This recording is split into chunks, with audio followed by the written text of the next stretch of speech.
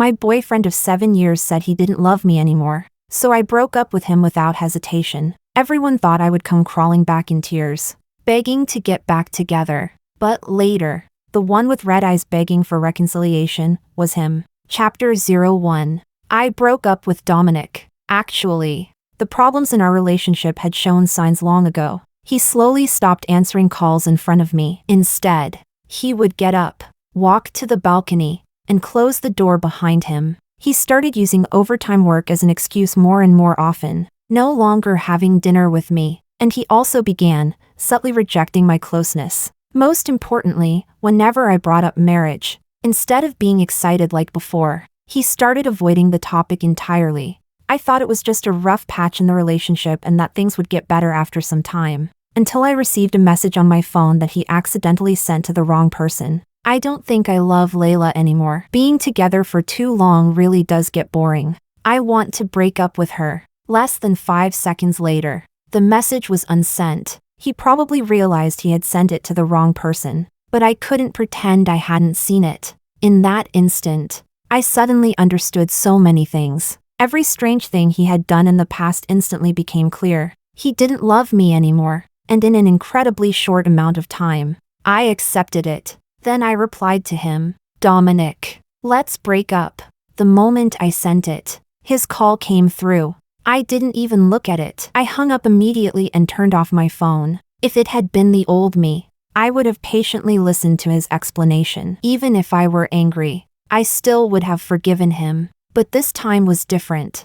I had woken up. Whatever he said no longer mattered to me. Chapter 02. I packed my luggage quickly, taking only the things that originally belonged to me. That very day, I moved into a small apartment. I bought this place myself. Back when Dominic and I had just graduated from college, we each participated in a major project and earned a considerable commission. At that time, both of us were working hard for our shared future. A house and a car were necessities for marriage. In the end, we decided that I would buy the house, and he would buy the car. I still remember the day we picked up the car. It was winter, on a rainy Christmas Eve. The streets were glowing with red and green lights everywhere. The house ownership transfer had also gone through smoothly that same day. Sitting in the passenger seat, I kept flipping through the little red property certificate over and over again. Dominic chuckled softly and freed one hand to hold mine. He said, "Layla, we finally have a home."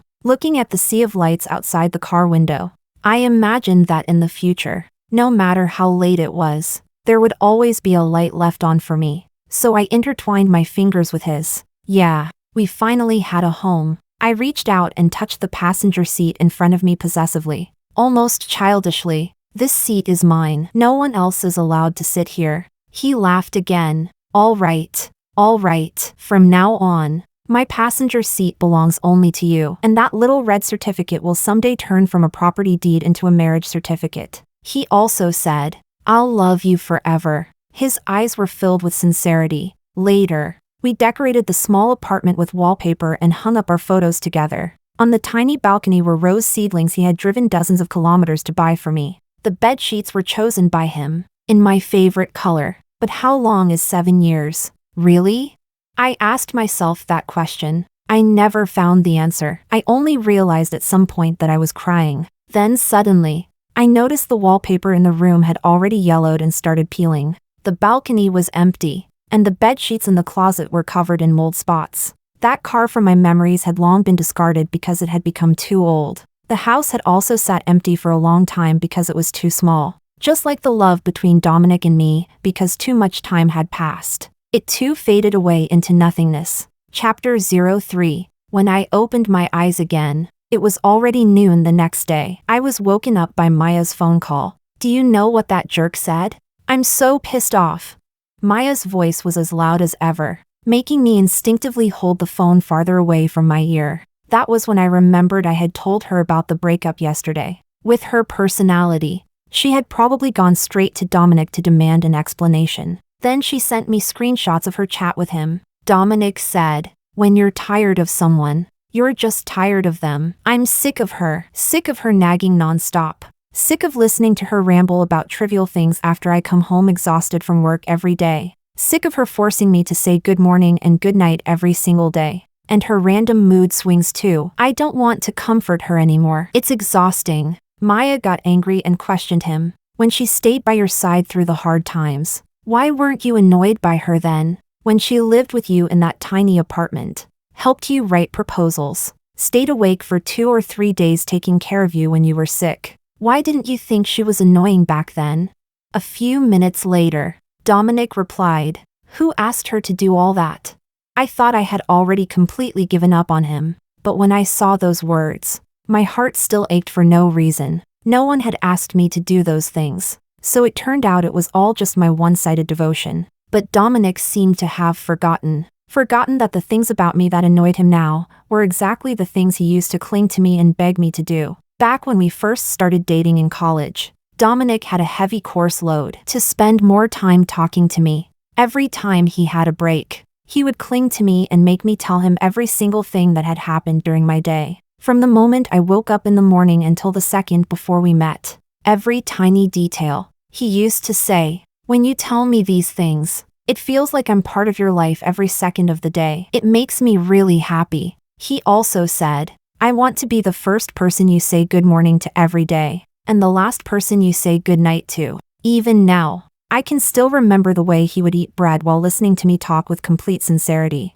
Maybe 7 years really is a very long time. Long enough for the feelings that boy once had for me, the boy who would squeeze time out of his busy schedule just to hear me talk, to be buried under layers of dust and ash. He's not annoyed by those things, I said to Maya with a smile. He's just annoyed by me. Honestly, I should have broken up with Dominic a long time ago. I was just lying to myself. Last week, he came home reeking of alcohol, saying he had attended a business dinner. When I helped him onto the bed, his phone vibrated several times. I glanced at it.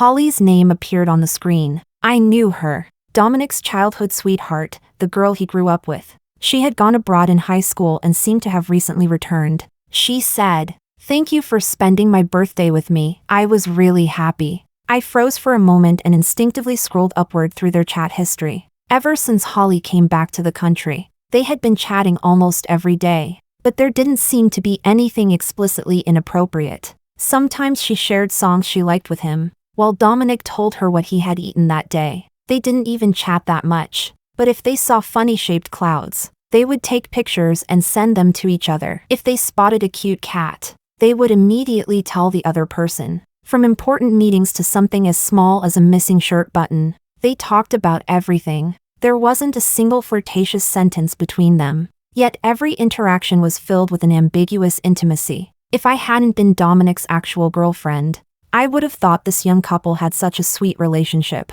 Compared to them, the thing Dominic and I talked about most in our chats was whether he had to work overtime tonight. Yet in person, his behavior toward me hadn't changed much. He still worried about whether I was healthy, still worried about my safety, but he no longer cared whether I was happy, nor did he care whether new men had appeared around me. And yet I kept deceiving myself, telling myself it was just the 7-year itch, that things would slowly get better. We had been together for so long, how could he just stop loving me overnight?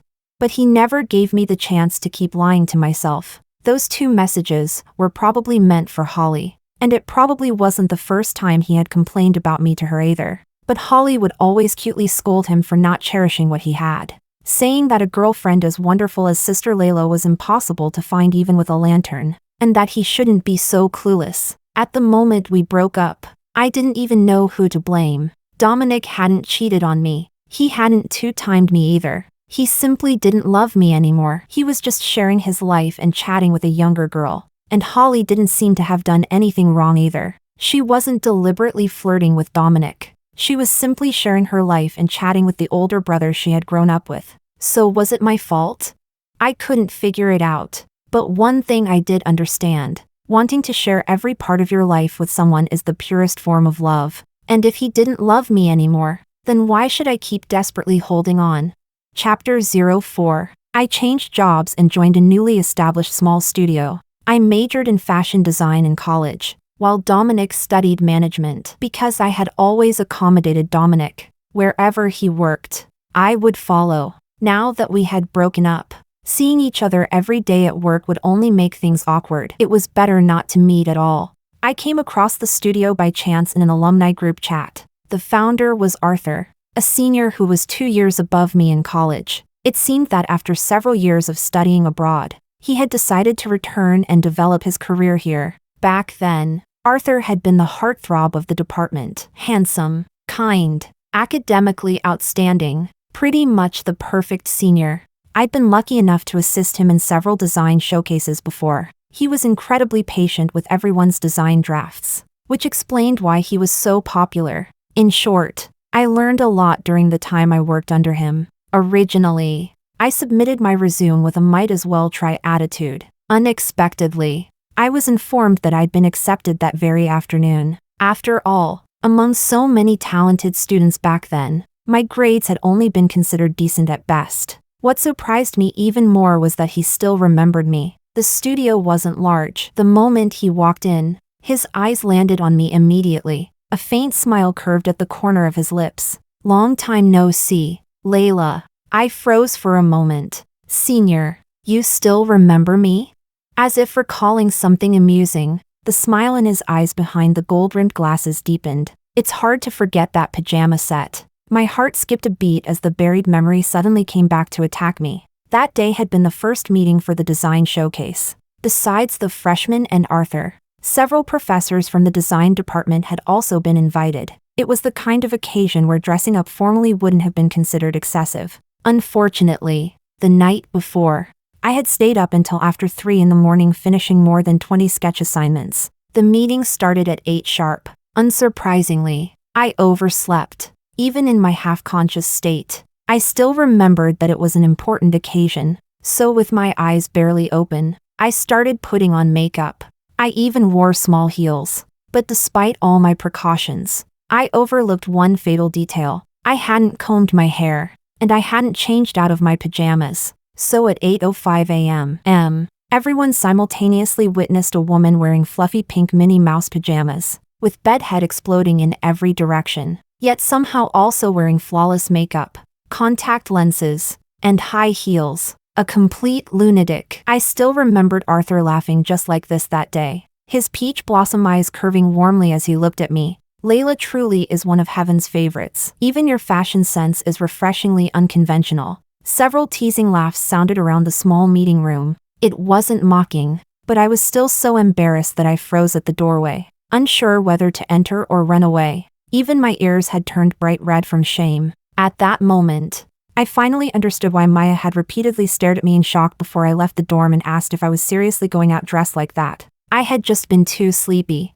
The outfit felt comfortable, so I genuinely hadn't realized there was any problem. Although Arthur laughed, he still stood up and politely nodded to the professors. Please wait a moment, everyone. I'll take her to get changed. Following behind him, I could practically feel him struggling to hold back his laughter. If you want to laugh, just laugh, I said helplessly, practically giving up on life. It's already embarrassing enough anyway. Before things had even properly started, I had already left this kind of impression on both my classmates and professors. I was sure I'd be laughed at for a long time after this. Chapter 05. He suddenly stopped walking, and since I had been following closely behind him, I almost crashed into his back. When he turned around, the teasing smile on his face was gone, replaced by seriousness. Sorry, I didn't mean to make fun of you. I just thought it was kind of cute. If it bothered you, then I apologize. His unexpectedly formal tone caught me off guard instead. I rubbed my nose awkwardly. That's not what I meant either. After that, he brought me to the wardrobe room and picked out the most casual-looking dress he could find among all the elaborate gowns for me to change into. When we returned to the meeting room, I thought everyone would laugh and tease me like I was some kind of joke. Unexpectedly, everyone acted as though nothing had happened and simply continued the meeting normally. Later, I learned from others that Arthur had privately told everyone not to bring it up again because he was worried I would feel uncomfortable. I once mentioned this incident to Dominic before. He had laughed too, patting my head as he called me adorably absent-minded. Why am I thinking about Dominic again? I smiled helplessly and looked up at Arthur in front of me. Thanks for having such a good memory, Senior. Now that we're outside school, Stop calling me senior, just call me Arthur. He turned around and clapped his hands, signaling for everyone's attention. To celebrate our new coworker joining us, we're going out for dinner tonight. My treat. The entire studio instantly exploded with excitement. Though there were only around a dozen people, they somehow sounded like a crowd of 50. Yay! Boss Arthur is so generous. That night, I used the excuse of making toasts to drink a few extra glasses. I wasn't someone with a high alcohol tolerance, but lately, there had been too many things weighing on my mind. It felt like I needed some kind of outlet. By the time dinner ended, I was already about halfway drunk. My steps were unsteady, and when my heel accidentally stepped on a small rock, I nearly fell. But before I hit the ground, someone caught me. It was Arthur. I thanked him softly. A faint pain spread through my ankle, though I could still walk. You seem unhappy. He said it as a statement, not a question. Yes, I answered directly. How could I possibly be happy? The boyfriend I had dated for 7 years no longer loved me. He thought my endless chatter was annoying. He hated me asking him to say good morning and good night every day. Yet he had a childhood sweetheart he chatted with every single day. Arthur didn't say anything. His gaze simply drifted somewhere into the distance, as if searching for something. I laughed at myself inwardly. I really must have been drunk. Why else would I start pouring my heart out to my own boss?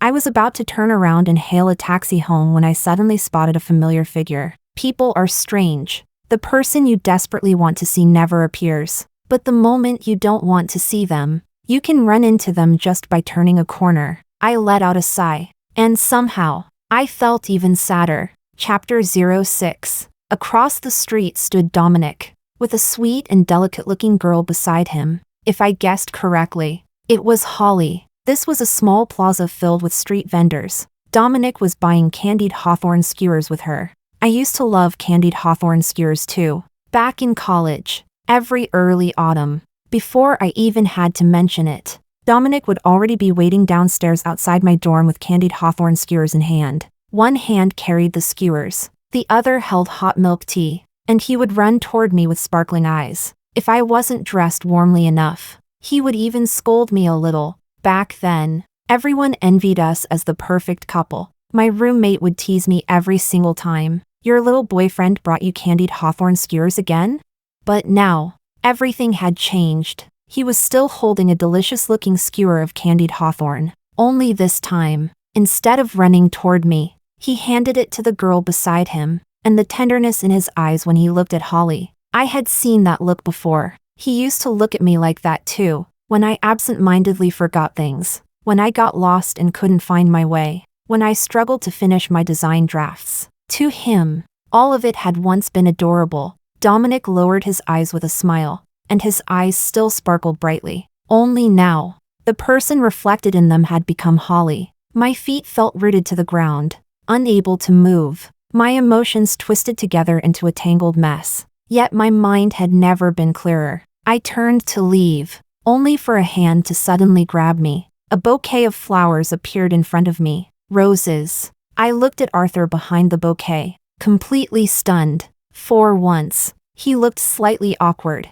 even the tips of his ears turning red. I heard girls feel happier when they receive flowers. He gently pushed the bouquet closer toward me. Don't stay unhappy for too long. You'll age faster. Arthur smiled softly, his eyes curving warmly. Senior Arthur, you're pretty good at comforting girls, I teased. He adjusted his glasses without answering, only smiling. Thank you, I really like them. I accepted the flowers politely, but in the corner of my eye, I saw Dominic again. He had noticed me too, as if to confirm my thoughts. My phone rang the very next second. It was Dominic. Who are you with? His voice was cold, carrying a tone of interrogation. He stood across the road, staring at me from a distance like he was questioning a suspect. I turned and met his gaze directly. If I remember correctly, we already broke up. He said nothing. Beside him, Holly looked back and forth between the two of us. Traffic flowed endlessly between us, cars repeatedly blocking and revealing his figure. Go keep your childhood sweetheart company. I was already emotionally exhausted and didn't want to waste another word on him. The alcohol was starting to hit my head. leaving a dull ache behind. I rubbed my temples. You drank? He immediately noticed something was wrong. It had always been like this before. Whenever I drank alcohol, I would get headaches. So no matter the dinner party or gathering, my cup had always been filled with juice or milk instead. No matter how many people tried to pressure me into drinking, Dominic would always pull me behind him and drink glass after glass in my place. Whenever I worried he was drinking too much, I would tug lightly on his sleeve and whisper, "I can drink a little too." His face would already be flushed red, yet his eyes would remain perfectly clear. "I can't bear seeing you uncomfortable." But even someone who once cared about me that much could still grow tired of me. "That's none of your business. Let me take you home. I still have painkillers in the car, and when we get back I'll get you a hot towel." "Dominic!" I finally snapped and cut him off. "Can you stop pretending already? You're the one who wanted to break up." I had always been confident in our relationship. I had never once imagined there could be any reason for us to separate. But I truly hadn't expected the reason to be this simple. It was just because he didn't love me anymore. He had transferred his affection and the little pieces of his daily life onto someone else. I hung up the phone. Arthur silently handed me a tissue. "I was worried you might cry." I shook my head and smiled. "I shouldn't cry over this. He's not worth it." Arthur looked at me with a slightly unreadable expression before quietly taking the tissue back. "I'll drive you home. It's not safe for you to be alone after drinking." I didn't refuse. Sitting in the car, I leaned against the window in silence, lost in thought. The shops lining both sides of the street glowed with colorful lights. But from now on, there would no longer be a single light left on just for me. Chapter 07. Because the studio was still in its early stages and had also taken on a small design showcase project, everyone was extremely busy. Promotion, design, pattern making, nothing could be neglected. During this time, Dominic also began appearing in front of me intentionally or unintentionally. He posted on social media about where he had gone and what he had eaten with someone yesterday, where he went today, and what he did. Sometimes he would receive anonymous deliveries and ask me whether they were mine and if I wanted him to bring them over. After several rounds of this, my patience completely ran out. I simply blocked his social media posts. Then I sent him one final message: "Whether it's mine or not, I don't want it anymore. Throw it away." After that, I never looked at his replies again and buried myself completely in work. During this period, I practically lived at the studio, but every single time we worked late into the night, Arthur would always stay behind and personally drive me home, claiming it was for employee safety. Every morning, breakfast would mysteriously appear on everyone's desk. I thought to myself that the employee benefits here were surprisingly good. Another senior coworker told me that there had never been breakfast before. "It only started after you joined." I think I was suspicious, but I was too busy to think too much about it. So after more than a week of non-stop overtime and sleepless nights, the showcase finally ended successfully. And unsurprisingly, I collapsed from exhaustion, a fever of 39 degrees Celsius. Maya rushed over late at night after I called her, while cursing non-stop. She forced me to take medicine and cooked porridge for me at the same time. "My cooking sucks, so just make do with it," she said as she carefully carried over a bowl of lean pork porridge, not forgetting to scold me while she did. In this cold and lonely little apartment, her constant fussing somehow made the place feel warm. Maya sat beside me scrolling through her phone when she suddenly clicked her tongue. I leaned over to look. It was a new post from Dominic. The photo showed a bowl of plain noodle soup. One of our mutual friends teased in the comments, "Made for your girlfriend again?" He replied, "No." I suddenly remembered that Dominic never used to know how to cook. Back then, he couldn't even tell salt from sugar apart. Later, after we graduated from college, I had suddenly come down with a high fever too. Just like tonight, in the middle of the night, there was nowhere open to buy hot food, so he had no choice but to cook himself. After taking medicine, I had fallen into a hazy sleep, only to wake up to the sound of clattering pots and pans. Dominic had been watching a cooking tutorial video while panicking and searching everywhere for the pot lid. 2 band-aids were wrapped around his fingers. Helplessly, I walked over, took the spatula from his hands, and quickly started cooking porridge myself. He stood behind me looking utterly wronged. When I asked how he injured his fingers, He awkwardly admitted that he had somehow cut himself with the spatula. I couldn't stop laughing at him. How does someone even manage to cut themselves with a spatula? Embarrassed, he scratched his head and swore that he would definitely learn to cook properly. But he truly had no talent for cooking. After practicing for several months, the best he could manage was a simple bowl of noodle soup with a fried egg. And even I rarely got to eat the noodles he made. So tonight, who had he made that bowl of noodles for? Holly? Probably. I remembered from their chat history that she once mentioned wanting to try the noodles he cooked. I took 2 large mouthfuls of porridge. My stomach suddenly felt warm, but my eyes turned slightly sore. I took 2 days off work because of my illness. Arthur said that since it was his fault an outstanding employee had been overworked, he should take responsibility properly, so he directly gave me 3 days of paid leave. What I didn't expect was for Arthur to come visit me. Even after my fever went down, I still felt cold all over and wrapped myself tightly in layers. When I opened the door for Arthur, I was still wearing those same pink Minnie Mouse pajamas from back then. The moment he saw them, he laughed. So Layla really is loyal to every piece of clothing she owns. Helpless, I could only invite him inside. How does Boss Arthur have time to visit me? Feeling any better? Much better. I sniffled slightly, still having lingering cold symptoms. I bought some ginger sugar tea and some fruit. I also passed by a flower shop and bought flowers. They didn't have roses, so I got sunflowers instead. I'll put them here. Only then did I notice how many things he was carrying in both hands. But something had bothered me since last time. Very few people knew that I liked roses. So how did he know? Last time I saw you had a headache, so I asked a friend to get some painkillers for me. These have fewer side effects. But you still shouldn't take too many. Make sure to rest more often. He started nagging gently, but the more he spoke, the more something felt off to me. Boss Arthur, are you like this with every employee? I asked cautiously. No, he answered immediately. Only with you. This time, I was the one left stunned. Then he smiled again. But don't feel pressured. I'm just expressing my feelings. Today he wasn't wearing glasses, making his eyes appear even clearer, and the way he looked at me was unwavering and focused. Flustered, I lowered my head and avoided his gaze, laughing awkwardly. Boss Arthur really knows how to joke around. I'm not joking. I really do like you, and I've liked you for a long time. Chapter 08. In the days that followed, I continued going to work and coming home as usual. Breakfast still appeared on my desk every morning,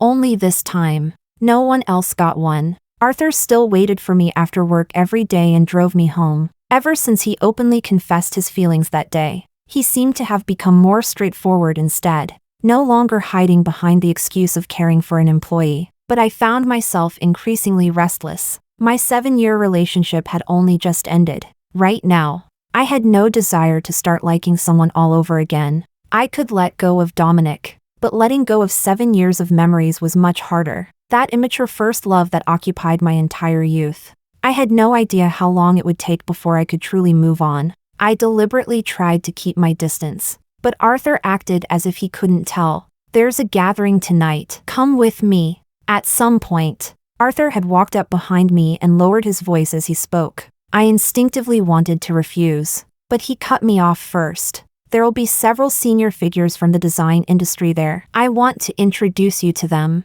After hesitating for a long while, I still decided to go with him. I couldn't abandon an opportunity to learn more just because of personal matters. What I didn't expect was that Dominic would also be there. Only then did I learn that Dominic was one of the investors from the previous design showcase. Ever since I sent him that last message, he hadn't disturbed me again. He looked exhausted now. Thinner too. From the moment I pushed open the private room door and walked in, his eyes stayed fixed on me the entire time. Maybe he was looking at me, or maybe he was looking at Arthur. Either way, his entire body radiated irritation. Arthur only froze briefly when he first saw him before quickly returning to normal, calmly introducing me to the professors seated around the table. Out of politeness, I should have stood up and toasted each of them individually. I had just lifted my wine glass when I saw Dominic button up his suit jacket and start to rise from his seat. I knew him too well. That movement clearly meant he intended to drink on my behalf.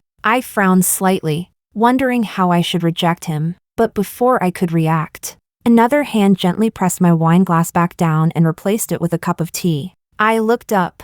Arthur again. He smiled as he explained, "She can't handle alcohol very well, so let her toast everyone with tea instead." The professors didn't make things difficult for me and nodded amicably, not forgetting to tease Arthur along the way. "We've never seen you bring a girl to one of these dinners before. Don't tell me you've got ulterior motives, kid?"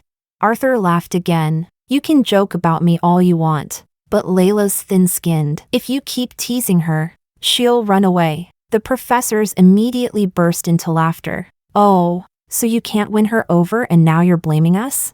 Even though the senior professors were already well past middle age, they were still energetic when chatting, and the gathering continued all the way until midnight. Throughout the entire evening, Dominic's face remained dark, other than silently drinking one glass after another. He never spoke again. Finally, when the dinner ended, I had barely begun to stand up before Dominic stopped me. "I need to talk to you." His eyes were clouded with drunkenness, and his voice sounded hoarse. I didn't want to get tangled up with him anymore. "There's nothing left for us to talk about, Layla." He lowered his gaze again, disappointment filling his expression as he softly called my name. "Please, talk to me." He knew I had always been weakest against this side of him. Whenever he upset me before, he would cling to me like a puppy, burying himself in my arms and rubbing his head against my palm. Then he would shamelessly whine over and over again, "Layla. Layla, talk to me, okay? I was wrong. Please don't ignore me." Chapter 09. I turned my head toward the hotel entrance outside the window. Arthur was still saying goodbye to several professors. I sat back down again and let out a nearly inaudible sigh. "Go ahead. Are you feeling any better? I heard you had a fever. Does your head still hurt? I bought the medicine you usually take. When we get home, I'll give it to you, okay?" His tone was almost pleading. I didn't respond. I lowered my eyes and tapped lightly on my phone. He moved a little closer to me. "Layla, stop being angry with me. I didn't really want to break up with you. You didn't really want to break up with me, but you really did find me annoying?" I looked up and stared directly at him. "That's not what I meant, Dominic. I thought we were going to get married. We started dating in our sophomore year of college. It had already been 7 years. We graduated together, bought a house and a car together, worked together, lived together. I once saved money for several months just to surprise him on his birthday by buying the basketball shoes he liked. And because I once said I wanted to celebrate New Year's together, he spent over 10 hours traveling to my hometown just to tell me Happy New Year in person. He remembered that I loved roses. I remembered that he loved basketball. Our love had always gone so smoothly. All we had to do was keep walking forward, and we would eventually arrive at a happy ending. But he stopped halfway. He let go of my hand and began admiring flowers other than roses. And suddenly, I didn't even know whether I had the right to blame him anymore. He was only admiring them. He hadn't touched them, hadn't picked them, but that admiration was supposed to belong to me alone. Throughout all these years, did I really not have other men around me? But no matter how many people showed interest in me, I never looked at them twice. I would never share my daily meals with someone else. I would never report my schedule to another man. And I certainly would never stop walking just to pick up someone else's basketball by the roadside. I could forgive him for making me angry. Forgive him for being late to dates. Even last year, when he forgot Valentine's Day, I forgave him. But Dominic, I called his name again, disappointment filling my eyes. "You started liking other flowers. I won't contact her anymore. I won't look at anyone else again. Let's make up, okay? Don't go with someone else. Come home with me. I made noodles for you. Try them, okay?"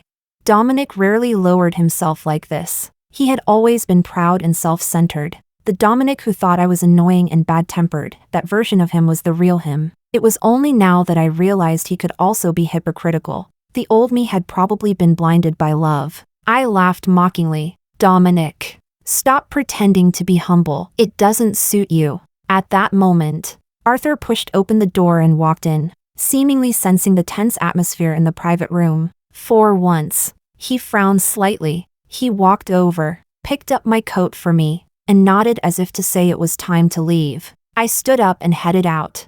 Behind me, Dominic's voice sounded again, as though he had said something to Arthur. I didn't hear it clearly, so I turned around to ask. Arthur only smiled and didn't answer. It wasn't until I sat in the backseat of his car that he suddenly spoke. Last time, weren't you wondering why I liked you? Do you remember saving a kitten back in college?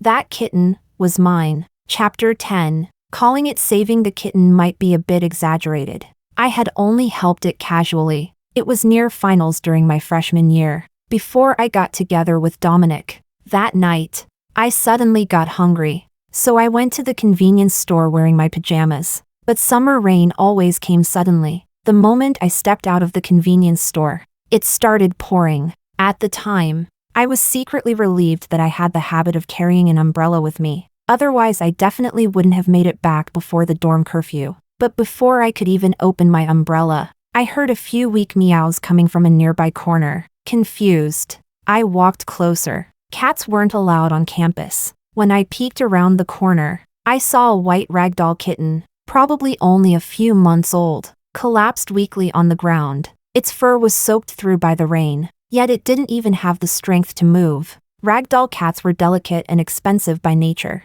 There was no way it was a stray. I looked around several times but couldn't find its owner anywhere. Whose poor little baby are you? Did you get lost?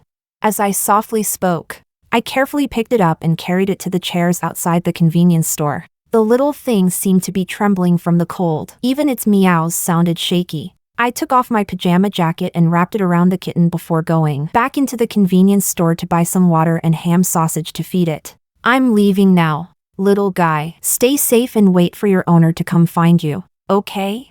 I gently patted its head one last time before leaving. It meowed softly a few times in response. So what happened to the kitten afterward? I asked him. It died. His hands stayed on the steering wheel, and through the rearview mirror, I saw his eyes dim slightly. When I found it the next day, I rushed it to the hospital immediately, but it was too late. It had already been seriously sick. There was no saving it. That night, it probably knew it was going to die, so it ran away. Maybe it didn't want me to see it like that. I'm sorry. Don't apologize. I should be thanking you instead. If it weren't for you, I wouldn't have even gotten to see it one last time. I lowered my head silently, then suddenly thought of something. But how did you know it was me?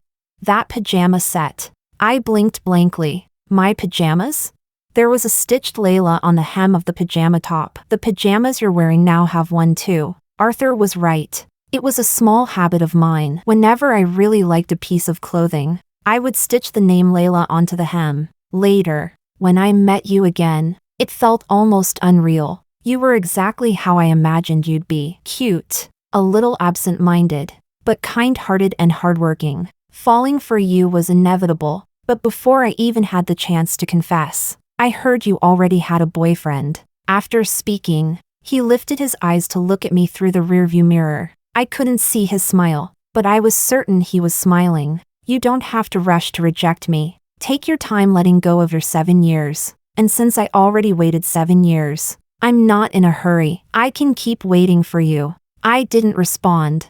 I only turned my head toward the dim streetlights outside the car window. What did you and Dominic talk about just now? I tried changing the subject. He told me to stay away from you. I helplessly pressed a hand to my forehead. He was still the same childish idiot as always. I didn't agree. Arthur's smile faded, and for once, his expression became serious. If he doesn't know how to cherish you, then I will. Chapter 11. Ever since that gathering, Dominic had started waiting for me every day after work, insisting on driving me home. Every few days, he would bring me little gifts, sometimes flowers, sometimes handmade keychains, sometimes small pieces of jewelry. Even though I ignored him every single time, he still asked me out to dinner every weekend. Back then, all the things he found annoying about me, he's now doing every single one without missing any. He takes the initiative to say good morning and good night to me, updates me on his schedule, and shares the little things that happened during his day.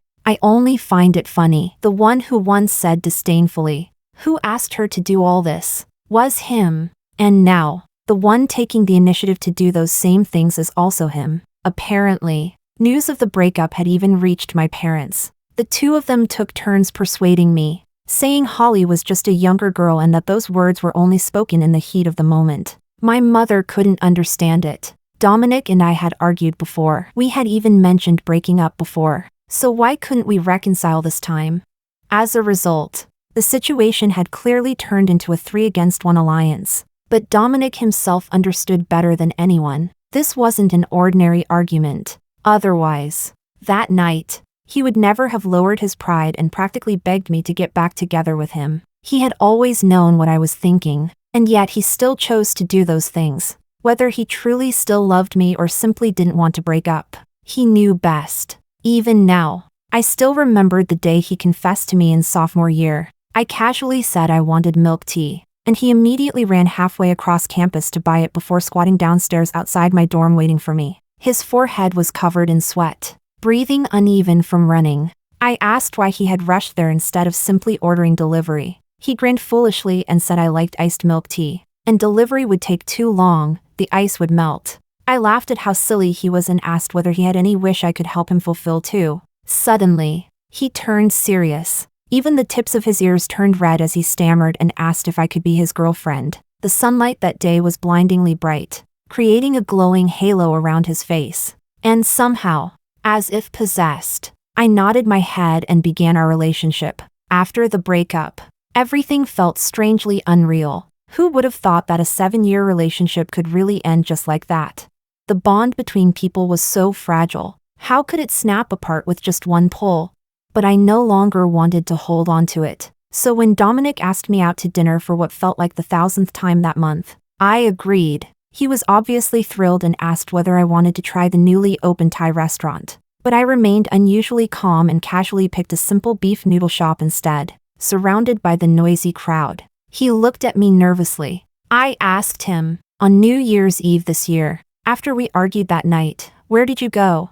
He froze slightly, as though he already knew what I was about to say. Every New Year's Eve had always been spent together, but that night, he insisted on attending a drinking party. I got upset and threw a tantrum. He didn't comfort me. Instead, he slammed the door and left. 2 hours later, he came back with a small cake and a bouquet of baby's breath flowers. At the time, I thought he had simply gone out to cool off before coming back home, and I had felt happy because of it. After all, he still couldn't bear seeing me upset. But later, when I looked through the chat history, I realized he had gone to see Holly. Baby's breath flowers and strawberry cakes were Holly's favorites. It was only because Holly happened to be away on a business trip that he returned home afterward. Dominic, stop coming to find me anymore. I gave him my final warning. Leave each other some dignity. He still looked unwilling to accept it. So you chose Arthur, didn't you? What's so great about him anyway? I frowned. Even now, he was still throwing childish tantrums, trying to use Arthur as an excuse to lessen the guilt of the fact that he had fallen for someone else. I had trusted him too much in the past, trusted his love too much, so much that I couldn't see him clearly for who he really was. Suddenly, I felt blind for once believing he was my perfect partner. I don't love you anymore. Dominic, stop appearing in front of me. Whether I choose Arthur or not, that's my business. We've been broken up for a long time already. As I spoke, my voice gradually trembled with tears, and my nose began to sting. I never wanted to cry in front of him. I always considered myself a calm and rational person. I had left decisively and quickly. Even after seeing him again, I never experienced the dramatic heartbreak people talked about. Even when he appeared beside Holly, or begged me to reconcile after the gathering, I never let him see my fragile side. But when I finally cried while saying that I no longer loved him, I suddenly realized just how deeply I had loved him before. When he once promised we would stay together forever, would he say those same words to Holly too? During the Valentine's days and New Year's Eves he spent with me, was he secretly thinking about his childhood sweetheart the entire time? The more I had loved him, the more unwilling I had been to let go of those 7 years. The more I cared about Holly's existence, the more I cared about all the cruel words he said to me. Even after we broke up, I never flirted ambiguously with anyone else, nor had I ever spoken badly about him to anyone. So why couldn't he do the same while we were still together?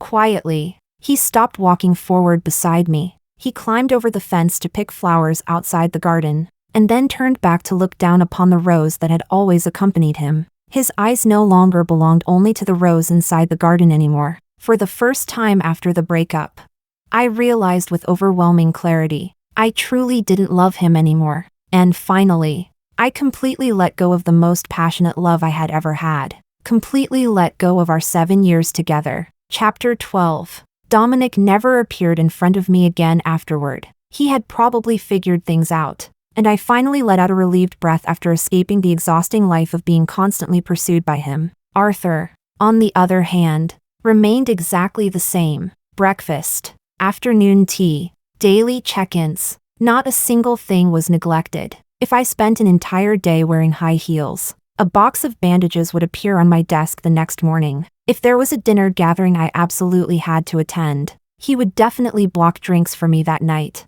Using my alcohol allergy as an excuse, he intercepted every glass handed toward me. Eventually, whenever I attended any event with him, everyone silently understood that I would only be drinking tea instead of alcohol. It felt like he was taking care of me in every possible way. Yet he never crossed any boundaries. Just like he said, he wasn't in a hurry at all, until one day, while returning from a business trip on the highway, the car I was in got rear-ended in an accident. Fortunately, it wasn't serious. I only suffered a few scrapes on my arm and forehead. The owner of the other vehicle was also reasonable and fully covered my medical expenses. The doctor suggested I stay overnight for observation. Since my work was already finished anyway, I figured it wouldn't hurt to be safe. Maybe because driving all day had exhausted me, I fell asleep unusually early that night. I didn't even realize my phone had died and shut off. The next morning, the moment I turned it back on, dozens of missed calls from Arthur flooded the screen. I carefully called him back. The call was answered almost instantly. "Where are you?" His voice sounded frantic. I obediently gave him the hospital name and room number. Less than half an hour later, he appeared in front of my hospital bed. I honestly suspected he had run all the way here. Otherwise, why was he breathing so hard? "Where are you hurt?" I pointed at my arm and forehead. "Anywhere else?" I shook my head again. The moment he confirmed I was fine, his expression changed immediately. His face turned serious. "Why didn't you answer my calls? Why didn't you even realize your phone was off? Do you know how worried I was? Do you know how scared I was when I couldn't find you?" I was completely stunned by the string of questions. He seemed genuinely angry, and I realized this was probably the first time I had ever seen him lose his temper. Was it because he was worried about me? Feeling slightly guilty, I quietly said, "I'm okay. You're okay this time. But what about next time? Why didn't you think to tell me anything?" Seeing him frown like this was rare. I couldn't help laughing softly. "You're still laughing?" He stared at me in disbelief. "Maybe you need to hurt a little more to learn your lesson." Yes, he was worried about me. I knew it with certainty. In his eyes, I saw a kind of affection that belonged only to me. Even someone as mature and composed as him could panic helplessly over something this small involving me. He would rush toward me without hesitation, pretending my wound hurt. I softly hissed in pain. He reacted instantly, quickly stepping to my side. His face filled with concern as he lowered his voice and asked where it hurt. I looked up and noticed the sunlight outside had been blocked by clouds, while a cool breeze drifted into the room. Then I said softly, "Arthur, I'm really okay." His movements froze instantly. From the very first day we met again at the studio, he had told me not to call him senior, but I never listened. The main way I kept my distance was by refusing overly intimate forms of address. Dominic and I had dated for 7 years. During that time, he had once tried to make me call him husband. I refused, because in my eyes, before receiving a marriage certificate, that title belonged to no one. And after our breakup, even his nickname changed from Baby back to simply Dominic. Even after Arthur confessed his feelings to me, I still called him senior or boss. But he really did seem to love me. And maybe, it was finally time for me to have a new life too. Time to allow someone new into my world. Starting with this change in the way I called his name, it was also my way of saying goodbye to my 7 years. Chapter 13. Extra, Dominic. Layla broke up with me. This should have been something I had subconsciously been expecting. And yet, it still felt like it happened too suddenly. Was our 7-year relationship really over just like that? When Maya came to confront me, all the dissatisfaction I had bottled up inside suddenly exploded. I said a lot of terrible things. Layla and I had gone from passionate romance to an ordinary life of daily routines and responsibilities. And in that calmness, I began to grow resentful. After Holly found out, she came to comfort me. She was the girl next door I had grown up with since childhood. I couldn't deny that when I was younger, I had once felt a vague crush on her. And just as I was becoming increasingly tired of my 7-year relationship, she reappeared in my life. She gave me a completely different feeling from Layla. She was youthful, lively, energetic, and cute. She would act spoiled while chatting and add little emoticons to her messages. Without realizing it, I slowed down during my long relationship with Layla and turned to look at Holly instead. But Layla seemed to notice. Later, when I accidentally sent those messages to her and she immediately suggested breaking up, I wasn't surprised. At that moment, I actually felt relieved. I thought I had finally escaped from that dull and repetitive life.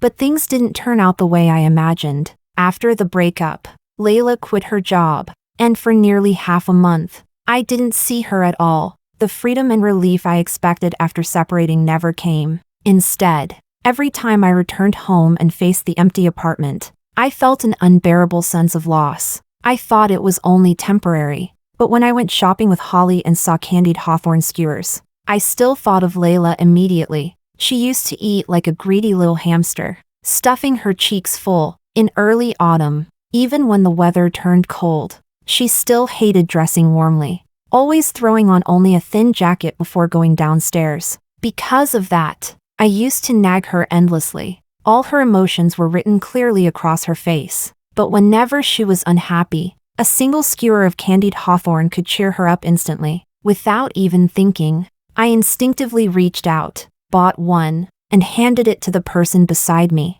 It wasn't until Holly sweetly thanked me that I suddenly realized the girl beside me wasn't Layla, and in that instant, I suddenly missed her. I also suddenly regretted everything. Then when I looked up, across the busy traffic-filled street, I saw her, standing beside another man. I recognized him. Layla had once participated in a design showcase under him before. Arthur, I think. A nameless anger instantly surged through me, and I couldn't stop myself from calling her. But her voice was ice cold, unwilling to say even one extra word to me. I watched as she left side by side with Arthur. My thoughts tangled into chaos. That was when I realized I still cared deeply about seeing someone else beside her. The love I had convinced myself I was tired of. Perhaps it had only been my own immaturity all along. I still couldn't let her go. I began to feel uncomfortable sleeping beside the empty half of the pillow. Uncomfortable when there was no message from her in the evening asking whether I would be working overtime. Uncomfortable when she no longer clung to me, rambling about the tiny details of her day. And uncomfortable when no one stubbornly insisted on hearing me say good morning and good night anymore. All those things I once thought were unnecessary and annoying, once they truly disappeared, I started missing them instead. Are people really like this? Only learning how to cherish something after losing it. Watching another man appear in her life. Giving her flowers. I regretted it. Those things should have been done by me in the first place. Chapter 14. Later, I heard that she got sick. So I found every possible excuse to attend a gathering that technically didn't even require me to be there. A friend of mine was one of the investors for her design showcase, and I used his name as an excuse because I wanted to see her. But Arthur was still by her side. I suppressed my temper with all my strength and spoke to her softly, trying to coax her gently. She had always been someone who responded to softness rather than force. I thought she would forgive me like she always had before. But she didn't. She called me Dominic, and she said she thought we would get married. She never used to call me Dominic before. I stayed silent. I didn't know what to say, because I also thought we would get married someday. So how had things ended up like this? Actually, I knew the answer better than anyone. Whether Holly was truly just a younger sister to me or something more ambiguous, I understood that most clearly. Truthfully, I never intended to actually be together with Holly. I was only looking for an emotional outlet in a relationship that I had convinced myself had become dull and lifeless. What I felt toward Holly wasn't love, but it definitely crossed the line of ordinary friendship. Even then, I still refused to let Layla go. I began clinging to her, constantly buying her gifts and asking her out to dinner, but she ignored me every single time. So much so that when she finally agreed to meet me for dinner a month later, I could barely react fast enough. She casually chose a simple beef noodle shop. The moment we sat down, she asked whether I remembered New Year's Eve this year. Instantly, I knew what she was about to say. That night after our argument, my urge to break up had reached its peak. I slammed the door and left, wanting to seek comfort from Holly, but I forgot she was away on a business trip. So I drove around aimlessly. When I stopped at a red light, I suddenly noticed that a cake shop nearby was still open. I stared at it absent-mindedly for a long while before eventually getting out of the car to buy a small cake. Then I bought flowers from the shop next door, but the only flowers left were baby's breath. When I returned home, Layla rushed over and hugged me while crying, saying she thought I didn't want her anymore. She looked just as heartbroken then as she did now, speaking through tears while saying she no longer loved me. Layla rarely cried, but now, her eyes were red because of me, and yet those same eyes clearly no longer held love for me. At that moment, I finally truly understood why she refused to forgive me. In our smooth and beautiful love story, I was the one who betrayed her. I despised her affection. I looked down on all the love and devotion she gave me. I even planted another flower beside her while she still stood faithfully in the garden. And at last, I understood clearly. She had truly given up on me. Regret flooded my mind completely, but it was already too late. After that, I never appeared before her again, and I never got together with Holly either. After that gathering, we cut contact completely. I changed jobs, changed cars, even changed houses. I moved to another city, hoping to begin a new life. But for many years afterward, I never dated anyone again. Because when my love had once been at its purest and most passionate, she had already appeared in my life. I had already given all of my romance to her. And after that, I never had the strength to truly love anyone else again.